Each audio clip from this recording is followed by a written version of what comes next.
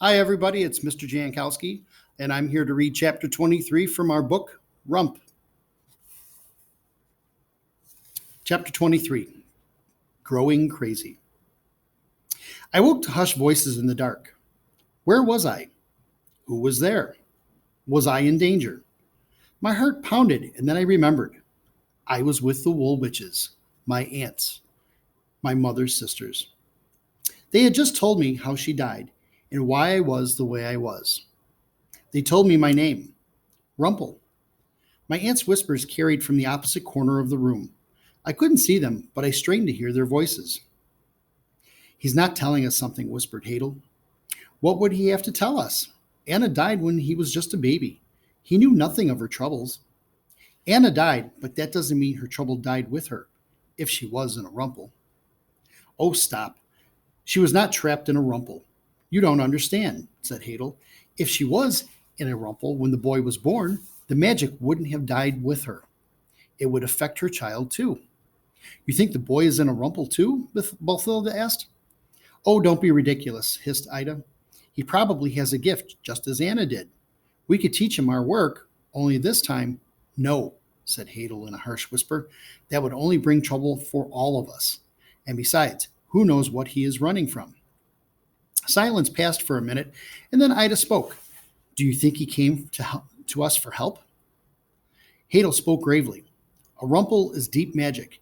If it has been the boy's state since birth, it would be all the stronger. The knowledge must have tortured Anna, said Balthilda. Oh, how she must have suffered. She deserved it, said Hadel. Shame, Hadel, snapped Ida. No one deserves such suffering. No one. Perhaps we should question him, said Balthilda. He would tell us if he wanted us to know, said Ida. Let him be. Don't we have a right to know? If he's running from something, it will catch up to him. You can't hide from a rumple. But he's so small and young, said Ida. We must be able to help him. We couldn't help Anna, said Balthilda. There was nothing for us to do. Who knows what the boy will do to us, said Hadel. They all fell silent, then didn't speak any more.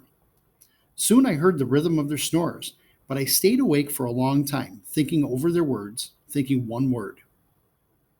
A name. Rumple. I was certain now. Rumple was my name, because that's what I was. This was why I could spin the gold. This was why the trolls could smell so much magic on me. I was born in the magic, trapped inside of it. What had been my mother's purpose in giving me such a name? Was it a warning? A cry of despair? Or maybe just the cold, hard truth? Balthilda said there was no help for a rumple. Had the Witch of the Woods known about rumples? Did my aunts know about stiltskins? If I found one, could it still set me free? And would my aunts even allow me to stay? I might bring danger to them, as they said, but I had nowhere to go. These were my mother's sisters. They were the only family I had in the world. I wrapped the blankets tighter around me, trying to feel warm and safe, but I only felt alone, shivering with fear. I wished more than anything that I were back on the mountain with Gran, sitting by the fireplace, telling me stories about other people's magic troubles. My aunts were talking again when I woke the next morning. They sat around the table in their chairs. Hadel in the blue, Balthilda in the violet, and Ida in the yellow. That must mean the green chair had been my mother's. When my aunts saw me, they grew quiet. Hadel very deliberately inspected my pile of hay as if I might have turned it to gold just by sleeping in it. Ida handed me 2 slices of bread for breakfast. Did you sleep well? She asked with a searching look, as if she were trying to see the rumple that bound me. Yes, thank you, I said, taking the bread and sitting down in the green chair. No one spoke another word for the rest of breakfast. My aunts busied themselves with their work, baking bread, combing wool, and sweeping the dirt out the door. When I offered to help with the chores, Ida warmed considerably, and she was delighted when I said I could milk a goat. She handed me a bucket. Eloise is grazing in the back. Eloise? The goat, of course. Her name is Eloise. I never heard of an animal with a name. Calling our goat Milk and our donkey Nothing was strange enough, but giving an animal a name you would give a human was unheard of. Haven't you? Asked Ida. How silly. How can we expect them to give us any respect or work if we don't give them a proper name? Common sense. I thought she was crazy until I milked Eloise. She filled the bucket to the brim. Milk couldn't have filled an inch. Maybe nothing would have been a little less ornery if I'd given him a proper name. He probably didn't like being called nothing any more than I liked being called Rump. That night, I sat with my aunts again as they worked. Ida was weaving the same tapestry from the night before, and as she formed pixies with her threads, I could almost hear their squeals and giggles. Balthilda was knitting something different tonight, something with green fabric, though I couldn't tell what it was. Hadel sat in a dim corner spinning, but her wool glowed as if it wrapped on the bobbin so it shone through the darkness. My fingertips tingled as I watched, like they itched to spin. I curled my fingers into tight fists, trying to crush that feeling out of me. Hadel looked up, her big eye boring into me. I turned back to Ida. Can you tell me more about how it works? I asked Ida. Ida smiled, full of delight, like she'd been waiting her whole life to show someone and explain what she could do. Think of drawing water from a well. You pull the magic inside of you as one might pull the water up from the well, slow and steady. You try to measure what you can do on your own, and then you imagine what you would like the magic to improve. Then you pour the magic from your fingers right into the threads. Not too much, though, just a little spark. Her hands move quickly over the loom, pulling threads in and out, the colors swirling and shimmering.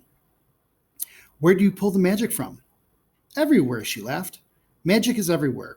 In the air, in the ground, in fire, in water, and the stars, and clouds, and the sun. The sun is bursting with magic. You pull it in from all around you. How? Like you pull air into your lungs. What if you pull too much in?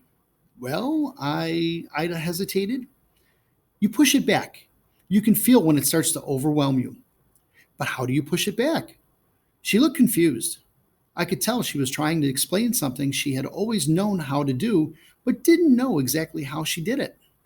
Like seeing or smelling or wiggling your fingers. You just push it back. And what happens if you don't push it back? What if you let it overwhelm you?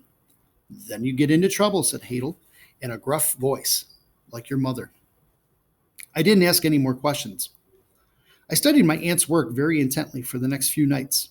Mostly I wanted to watch Hadel, to see her pull the magic in and push it back as she spun. But she was difficult to watch because that big eye of hers always caught me with a cold stare that made me shiver. So I watched Ida and Balthilda work instead. I focused on their fingers, trying to see how the magic came in, but I saw nothing. Although there were no sparks or flames, it all looked like magic to me. I tried to forget about spinning gold, and the next week, Ida and Balthilda helped take my mind off things by surprising me with new clothes, 2 sets of them. Who, besides nobles and kings and princesses, owned 2 sets of clothes? Ida wove the fabric on her loom and then cut and sewed it. Brown and blue woolen pants and 2 shirts. Balthilda presented me with 2 knitted sweaters, one with many colors interwoven and one green. Bright, but somehow calm, like spring on the mountain. The green was my favorite. Hadel spun that green just for you, said Ida. Thank you, I said. Hadel grunted. It's the color of your eyes. You have your eyes. You have your mother's eyes, said Balthilda. So we hope it's a good surprise, said Ida, emphasizing the rhyme, which made me smile. I guess rhymes must run in the family. As I folded up the sweater, I wondered what my mother had been like, how she smiled and laughed. Did she make up rhymes too? My aunts rarely mentioned her, and when they did, it was always with sadness or, in Hadel's case, anger. I imagined that my mother had looked a lot like Ida, with her black hair and merry smile. Do I look anything like Mother? I asked. Besides my eyes, that is. Ida shook her head. The rest of you must look like your father. I'll wager he was handsome. I never knew him either. He died before I was born, in the mines. Then, who has been caring for you all these years? My gran, but she's gone now too. Ida's eyes swam with tears. Oh, you poor thing. Nothing sad should ever happen to you again. And she squeezed me so tight, I started seeing sparks. I liked Ida, but I wasn't sure I liked all the crying and squeezing girls seemed so fond of. I missed Red. After a few weeks, my aunts became less wary of me, and we settled into a routine. Ida was the sweetest towards me, and she made sure to put huge amounts of food in front of me, which I ate and ate. Balthilda was kind but quiet, and Hadel stayed as far away from me as possible. If I ever came near, her big eye got bigger, and her squinty eye crinkled up like a knot on a tree. She seemed to think I was contagious, and I never forgot her words. You can't hide from a rumple. The spring turned to summer, and instead of spinning and weaving and knitting by fires, my aunts did work by open windows, waiting for a breeze to come in. The problem with open windows was the pixies. Oh, these pixies, said Idle, brushing a green-haired, fuzzy-winged pixie off her loom. I do think they are worse this year. Yes, said Hadel, and she eyed me as several pixies rested on my shirt. Why do pixies like it so much here? I asked innocently. They like the bright colors, said Balthilda. Color and shine are the next best thing to gold for a pixie, so we usually have more than our fair share. She swatted one away, but they've never been quite this bad. I now had 3 pixies fluttering around my head. Ever so faintly, I heard one of them chanting for gold in its tiny voice. I hope my aunts didn't notice. It became my job to shoo the pixies outside. I waited by the window with a rag, flicking it at them every time they came near. They usually laughed, and it became a game, but sometimes I'd give a pixie a good whack, and it would flip through the air and fly away topsy-turvy. I kind of enjoyed it. On cool days when the windows were shut, I would help my aunts with their work. Balthilda had me hold her yarns so they would not tangle as she knit, and sometimes I would arrange Hadel's yarns according to their shades. Helping Ida was my favorite. She'd let me pick colors for her loom or suggest a picture she could put into a tapestry. I suggested trolls once, but she didn't like that idea, so I asked her to make an apple tree. When she finished, it looked so real I almost thought I could reach into the tapestry, pluck an apple, and take a bite. It looked just like the magical apple trees in the troll's forest. Ida and I made rhymes as she worked. She was clever with her words, and we tossed the rhymes back and forth. This one was my favorite. In yonder there lived 3 lovely witches, who spun and wove and sewed little stitches. Together they made me a new pair of breeches, just the right side with no snags to cause itches. But don't let the witches make straw into riches, because witches' riches cause glitches. Ida and I got so used to speaking in rhyme, sometimes we didn't even realize we were doing it. There's a pixie on your head. He must see a thread. I'll swat him away. Please don't delay. One morning when I tried to pull my pants up, they rose above my ankles. My pants have shrunk, I cried to my aunts. I danced around in them. They were tight and uncomfortable. Aunt Ida laughed, then cupped her hands over her mouth. Nothing happened to your pants, said Idle. You did that yourself.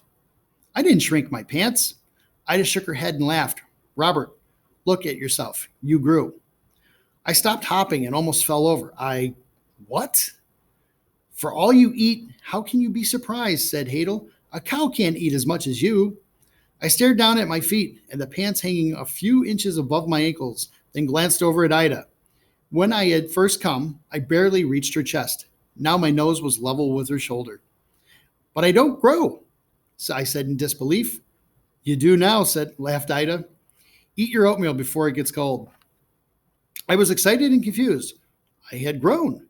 Was it because I knew the rest of my name? That must be it. I was so happy at the thought I almost forgot about everything else. The spinning, the gold, the rumple, and Opal's promise to me. Somehow, the growth made me think other things had changed too. Maybe I wasn't as trapped anymore. That morning, I ate 2 bowls of oatmeal, filling my belly to bursting. I could almost feel myself growing. I was halfway through a 3rd bowl when Ida spilled her gossip from the markets.